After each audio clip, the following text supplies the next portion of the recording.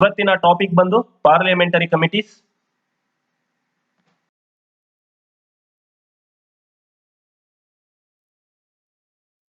Parliamentary committees ಸಂಸತ್ತು ಅನೇಕ ಜವಾಬ್ದಾರಿಗಳನ್ನು ಹೊಂದಿದೆ. ದೇಶದ ಸರ್ಕಾರವನ್ನು ನಿರ್ವಹಣೆ ಮಾಡುವುದರೊಂದಿಗೆ ಕಾನೂನು ಮಾಡುವ, ನೀತಿ ನಿಯಮಾವಳಿಗಳನ್ನು ರೂಪಿಸುವ ಜವಾಬ್ದಾರಿಯೂ ಸಹ ಸಂಸತ್ತಿನ ಮೇಲಿದೆ. ಹೀಗಿರಬೇಕಾದ್ರೆ ಯಾವುದೇ ಒಂದು ವಿಷಯಕ್ಕೆ ಸಂಬಂಧಪಟ್ಟಂತೆ ಚರ್ಚೆ ಮಾಡೋದಕ್ಕೆ ಪದೇ ಪದೇ ಸಭೆ ನಡೆಸೋದಕ್ಕೆ ಸಾಧ್ಯ ಆಗೋದಿಲ್ಲ. ಸಮಯದ ಅಭಾವ ಇರುತ್ತೆ. ಚುನಾಯಿತರಾಗಿರುವಂತಹ ಸದಸ್ಯರಲ್ಲಿ ಕೆಲವು ವಿಷಯಗಳ ಬಗ್ಗೆ ಜ್ಞಾನ ತುಂಬಾ ಕಡಿಮೆ ಇರುತ್ತೆ, ಪರಿಣತಿ ಪಡೆದಿರೋರು ಇರಲ್ಲ. ಅಂತ ಸಂದರ್ಭದಲ್ಲಿ ಏನಾಗುತ್ತೆ, ಈ ಸಮಿತಿಗಳ ಅವಶ್ಯಕತೆ ಎದುರಾಗುತ್ತೆ. ಅಂತ ಸಂದರ್ಭಗಳನ್ನ ಸಮರ್ಥವಾಗಿ ನಿರ್ವಹಿಸಲು ಸಂಸತ್ತು ತನ್ನ ಸದಸ್ಯರನ್ನು ಒಳಗೊಂಡ ಸಮಿತಿಗಳನ್ನು ಕಾಲ ಕಾಲಕ್ಕೆ ನೇಮಕ ಮಾಡುತ್ತದೆ. ಅಂತ ಸಮಿತಿಗಳನ್ನೇ ನಾವು ಸಂಸತ್ತಿನ ಸಮಿತಿಗಳು ಅಥವಾ ಪಾರ್ಲಿಮೆಂಟರಿ ಕಮಿಟೀಸ್ ಅಂತ ಕರಿತೀವಿ.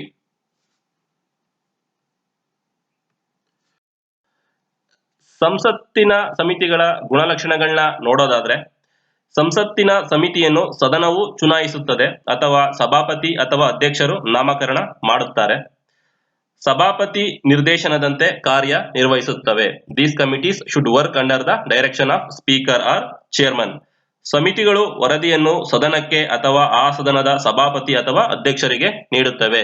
These committees should submit report to presiding officers of the house. ಲೋಕಸಭೆ ಅಥವಾ ರಾಜ್ಯಸಭೆಯ ಸಚಿವಾಲಯ ಒದಗಿಸಿದ ಒಂದು ಕಚೇರಿಯನ್ನು ಸಹ ಹೊಂದಿರುತ್ತವೆ. As a secretariat provided by the Lok Sabha or Rajya Sabha. ಕೆಲವು ಸಮಿತಿಗಳು ಎರಡು ಸದನದ ಸದಸ್ಯರನ್ನು ಒಳಗೊಂಡಿರುತ್ತವೆ. ಕೆಲವು ಸಮಿತಿ ಲೋಕಸಭಾ ಸದಸ್ಯರನ್ನು ಮಾತ್ರ ಒಳಗೊಂಡಿರುತ್ತವೆ. ಅಂತ ಸಮಿತಿಗಳು ಯಾವ್ಯಾವು? ಬರೀ ಲೋಕಸಭಾ ಸದಸ್ಯರನ್ನು ಒಳಗೊಂಡಿರೋ ಸಮಿತಿ, ಮತ್ತೆ ಲೋಕಸಭಾ ಮತ್ತೆ ರಾಜ್ಯಸಭಾ ಎರಡೂ ಸದನದ ಸದಸ್ಯರನ್ನ ಒಳಗೊಂಡಿರೋ ಸಮಿತಿ ಯಾವ್ಯಾವುದು ಅಂತ ಮುಂದೆ ನೋಡ್ತಾ ಹೋಗೋಣ.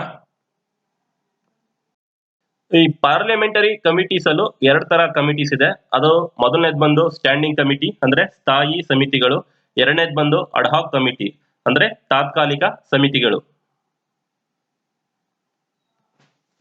ಸ್ಟ್ಯಾಂಡಿಂಗ್ ಕಮಿಟೀಸ್ ಸ್ಥಾಯಿ ಸಮಿತಿಗಳು.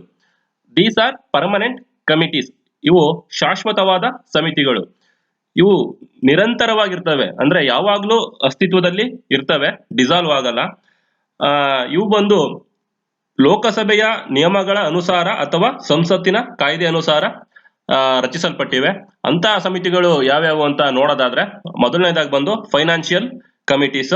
ಅದರಲ್ಲಿ 3 ತರ ಬರುತ್ತೆ: public accounts committee, estimate committee, committee on public undertaking. ಎರಡನೇದು ಬಂದು ಡಿಪಾರ್ಟ್ಮೆಂಟಲ್ ಸ್ಟ್ಯಾಂಡಿಂಗ್ ಕಮಿಟಿ. ಮತ್ತೊಂದು ಬಂದು ಕಮಿಟೀಸ್ ಟು ಎನ್ಕ್ವೈರ್. ಇದರಲ್ಲಿ 3 ತರ ಬರುತ್ತೆ: committee on petitions, committee on privileges, ethics committee. 4ನೇದು ಬಂದು committee on scrutinise and control. 5ನೇದು ಬಂದು committees relating to the day to day business of the house. 6ನೇದು ಬಂದು housekeeping committees or service committees. Public accounts committee ಸಾರ್ವಜನಿಕ ಲೆಕ್ಕಪತ್ರಗಳ ಸಮಿತಿ. ಇದರಲ್ಲಿ 22 ಜನ ಮೆಂಬರ್ಸ್ ಇರ್ತಾರೆ. ಅದರಲ್ಲಿ 15 ಜನ ಲೋಕಸಭಾ ಮೆಂಬರ್ಸ್, 7 ಜನ ರಾಜ್ಯಸಭಾ ಮೆಂಬರ್ಸ್ ಇರ್ತಾರೆ. 1967ನೇ ಇಸ್ವಿಯಿಂದ ಅಪೋಸಿಷನ್ ಪಾರ್ಟಿಯಿಂದ ಒಬ್ಬ ಮೆಂಬರ್ನ ಇದಕ್ಕೆ ಚೇರ್ಮನ್ ಆಗಿ ಮಾಡ್ತಾ ಬಂದಿದ್ದಾರೆ. ಎಸ್ಟಿಮೇಟ್ ಕಮಿಟಿ ಮತ್ತೆ ಪಬ್ಲಿಕ್ ಅಕೌಂಟ್ ಕಮಿಟಿ ಎರಡನ್ನ ಟ್ವಿನ್ಸ್ ಅಂದ್ರೆ ಅವಳಿ ಸಹೋದರಿಯರಂತೆ ಕಾರ್ಯ ನಿರ್ವಹಿಸುತ್ತಾರೆ. ಅಂದಾಜು ಸಮಿತಿ ಎಸ್ಟಿಮೇಟ್ ಕಮಿಟಿ ಬಂದು ಸಾರ್ವಜನಿಕ ವೆಚ್ಚದ ಅಂದಾಜು ಪರಿಶೀಲನೆ ಮಾಡಿದರೆ. ಸಾರ್ವಜನಿಕ ಲೆಕ್ಕಪತ್ರ ಸಮಿತಿ means public account committee Bharat ಸರ್ಕಾರದ ವೆಚ್ಚಕ್ಕೆಂದು ಸದನವು ಮಂಜೂರು ಮಾಡಿರುವ ಹಣವನ್ನು ವಿನಿಯೋಗಿಸಿರುವುದರ ಬಗ್ಗೆ ಪರಿಶೀಲನೆಯನ್ನ ಮಾಡುತ್ತೆ. Public account committee was established in the year 1921 as per Montagu Chelmsford reforms 1919. ಇದು ಯಾವಾಗ ಸ್ಥಾಪನೆ ಆಯಿತು ಅಂತಂದ್ರೆ, ಮೊದಲನೇದಾಗಿ 1921ರಲ್ಲಿ. ಯಾವ ಸುಧಾರಣೆಗಳ ಮೂಲಕ ಅಂತಂದ್ರೆ Montagu Chelmsford reforms 1919. The chairman and members tenure of PSC was 1 year. ಈ ಕಮಿಟಿಗೆ ನೇಮಕವಾಗುವ ಸದಸ್ಯರುಗಳು ಮತ್ತು ಅಧ್ಯಕ್ಷರ ಅಧಿಕಾರಾವಧಿ 1 ವರ್ಷ ಇರುತ್ತೆ. These 22 members were elected by means of proportional representation by means of single vote transferable system.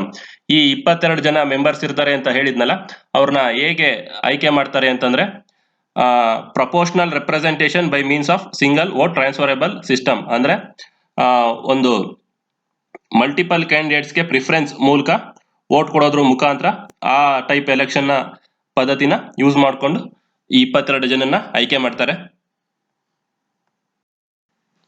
A minister can not become member in PAC, ಅಂದ್ರೆ minister ಆಗಿರೋ ಅಂತವರು ಈ ಸಮಿತಿಯಲ್ಲಿ ಸದಸ್ಯರಾಗಲು ಅವಕಾಶ ಇಲ್ಲ. ಈ ಸಾರ್ವಜನಿಕ ಲೆಕ್ಕಪತ್ರ ಸಮಿತಿಯ ಕೆಲಸಗಳು ಏನಂತಂದ್ರೆ, ಭಾರತ ಸರ್ಕಾರದ ವೆಚ್ಚಕ್ಕೆಂದು ಸದನವು ಮಂಜೂರು ಮಾಡಿರುವ ಹಣವನ್ನು ವಿನಿಯೋಗಿಸುವ ಬಗ್ಗೆ ಪರಿಶೀಲನೆಯನ್ನ ಮಾಡುತ್ತೆ. ಈ ಸಮಿತಿ ಕಂಟ್ರೋಲರ್ ಮತ್ತು ಆಡಿಟರ್ ಜನರಲ್ ನೀಡಿರುವ ವರದಿಯನ್ನು ಆಧರಿಸಿ ವರದಿಯನ್ನ ತಯಾರಿಸ್ತಾರೆ. ಈ ಸಮಿತಿಯು ವೆಚ್ಚ ಮಾಡಿದ ನಂತರ ಪರಿಶೀಲನೆಯನ್ನು ಮಾಡುತ್ತದೆ. The suggestions and recommendations of public account committee are advisory in nature. ಈ ಒಂದು ಸಮಿತಿ ಮಾಡುವ ಶಿಫಾರಸುಗಳು ಸಲಹಾ ರೂಪದಲ್ಲಿರುತ್ತೆ, ಅಂದ್ರೆ ಮ್ಯಾಂಡೇಟರಿ ಅಲ್ಲ ಅಡಾಪ್ಟ್ ಮಾಡ್ಕೊಳ್ಳೋದಕ್ಕೆ. ಎಸ್ಟಿಮೇಟ್ ಕಮಿಟಿ, ಅಂದಾಜು ಸಮಿತಿ. ಈ ಸಮಿತಿ 30 ಜನ ಸದಸ್ಯರನ್ನು ಒಳಗೊಂಡಿರುತ್ತದೆ. 1950ರಲ್ಲಿ ಜಾನ್ ಮತಾಯಿ ಅವರ ಶಿಫಾರಸಿನಂತೆ ಈ ಸಮಿತಿಯನ್ನು ರಚನೆ ಮಾಡಲಾಗಿದೆ. ಈ ಸಮಿತಿಯಲ್ಲಿ ರಾಜ್ಯಸಭಾ ಮೆಂಬರ್ಗಳಿಗೆ ಅವಕಾಶ ಇಲ್ಲ. 30 ಜನನು ಲೋಕಸಭಾ ಮೆಂಬರ್ಗಳೇ ಆಗಿರ್ತಾರೆ. ಇವರ ಅಧಿಕಾರಾವಧಿ 1 ವರ್ಷ. ಇವರು ಹೇಗೆ ಎಲೆಕ್ಟ್ ಆಗ್ತಾರೆ ಈ 30 ಮೆಂಬರ್ಸ್ ಅಂತಂದ್ರೆ, ಲೋಕಸಭಾ ಮೆಂಬರ್ಸ್ ಅವರು ಸಿಂಗಲ್ ವೋಟ್ ಟ್ರಾನ್ಸ್ಫರಬಲ್ ಸಿಸ್ಟಮ್ ಈ ಎಲೆಕ್ಷನ್ ಮೆಥಡ್ ಮೂಲಕ ಇವರು ಆಯ್ಕೆ ಆಗ್ತಾರೆ. Chairman is from ruling party, ಆಡಳಿತ ಪಕ್ಷದ ಸದಸ್ಯರೊಬ್ಬರು ಈ ಸಮಿತಿಯ ಮುಖ್ಯಸ್ಥರಾಗಿರ್ತಾರೆ. ಪಬ್ಲಿಕ್ ಅಕೌಂಟ್ ಕಮಿಟಿನಲ್ಲಿ ಹೇಗೆ ಮಿನಿಸ್ಟರ್ಗಳು ಆ ಕಮಿಟಿ ಮೆಂಬರ್ ಆಗೋದಿಲ್ವೋ, ಇಲ್ಲೂ ಸಹ ಹಾಗೇನೆ ಮಿನಿಸ್ಟರ್ಗಳು ಈ ಸಮಿತಿಯ ಮೆಂಬರ್ಗಳ ಆಗ್ಲಿಕ್ಕೆ ಅವಕಾಶ ಇಲ್ಲ. Estimate committee submits its report to the speaker of Lok Sabha. ಈ ಸಮಿತಿ ತನ್ನ ವರದಿಯನ್ನು ಲೋಕಸಭಾ ಸ್ಪೀಕರ್ ಅವರಿಗೆ ಸಲ್ಲಿಸುತ್ತದೆ. ಅಂದಾಜು ಸಮಿತಿಯ ಕೆಲಸಗಳು ಏನೇನು ಅಂತ ನೋಡೋದಾದ್ರೆ, it examine the estimates included in the budget and suggest economies in public expenditure. ಈ ಸಮಿತಿ ವಾರ್ಷಿಕ ಬಜೆಟ್ ಅನ್ನು ಪರೀಕ್ಷೆಗೆ ಒಳಪಡಿಸುತ್ತದೆ. ಈ ಸಮಿತಿನ ಕಂಟಿನ್ಯೂಸ್ ಎಕಾನಮಿ ಕಮಿಟಿ, ಅಂದ್ರೆ ನಿರಂತರ ಮಿತವ್ಯಯಿ ಸಮಿತಿ ಅಂತ ಸಹ ಕರೆಯಲಾಗುತ್ತದೆ. It suggest alternative ways to reduce the expenditure, ಅಂದ್ರೆ ಇದು ದುಂದು ವೆಚ್ಚವನ್ನು ತಪ್ಪಿಸಲು ಪ್ರಯತ್ನ ಪಡುತ್ತದೆ. These recommendations are advisory in nature. ಈ ಸಮಿತಿ ಮಾಡೋ ಶಿಫಾರಸುಗಳು ಸಲಹಾ ರೂಪದಲ್ಲಿರುತ್ತೆ, ಕಂಪಲ್ಸರಿ ಅಳವಡಿಸ್ಕೋಬೇಕು ಅಂತ ನಿಯಮ ಇಲ್ಲ. ಕಮಿಟಿ ಆನ್ ಪಬ್ಲಿಕ್ ಅಂಡರ್ ಟೇಕಿಂಗ್ಸ್, ಸಾರ್ವಜನಿಕ ಉದ್ದಿಮೆಗಳ ಮೇಲಿನ ಸಮಿತಿ. ಈ ಸಮಿತಿ 1964ನೇ ಇಸ್ವಿಯಲ್ಲಿ ರಚಿತವಾಗುತ್ತೆ. ಇದು ಕೃಷ್ಣ ಮೇನನ್ ಸಮಿತಿಯವರ ಶಿಫಾರಸಿನ ಮೇರೆಗೆ ಸಾರ್ವಜನಿಕ ಉದ್ದಿಮೆಗಳ ಮೇಲಿನ ಸಮಿತಿ ರಚನೆ ಆಗುತ್ತೆ. ಇದರಲ್ಲಿ 22 ಜನ ಸದಸ್ಯರುಗಳು ಇರ್ತಾರೆ. ಅದರಲ್ಲಿ 15 ಜನ ಲೋಕಸಭೆಯಿಂದ ಬಂದಿರ್ತಾರೆ, ಇನ್ನ ಮಿಕ್ಕಿದ 7 ಜನ ರಾಜ್ಯಸಭೆಯಿಂದ ಬಂದಿರ್ತಾರೆ. ಯಾವುದೇ ಮಿನಿಸ್ಟರ್ ಸಹ ಇದರಲ್ಲಿ ಮೆಂಬರ್ ಆಗೋ ಹಾಗಿಲ್ಲ. ಈ ಒಂದು ಸಮಿತಿಯ ಅಧಿಕಾರಾವಧಿ 1 ವರ್ಷ. Election held in same manner as of PAC.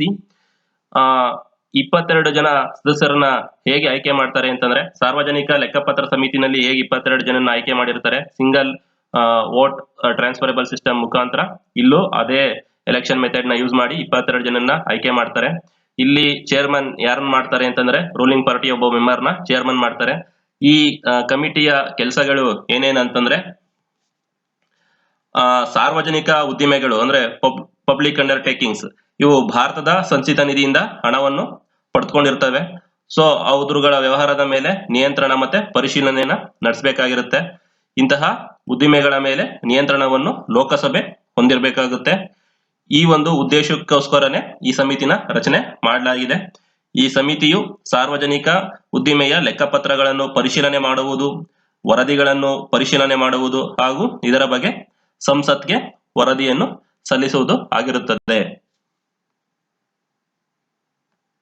Next topic ಬಂದು ಇಂಪಾರ್ಟೆಂಟ್ ಆರ್ಟಿಕಲ್ಸ್, ಮೇಜರ್ ಅಮೆಂಡ್ಮೆಂಟ್ಸ್. ಇವತ್ತಿನ ಕ್ಲಾಸ್ ಇಷ್ಟಕ್ಕೆ ಮುಗಿದಿದೆ, ನಾಳೆ ನೋಡೋಣ.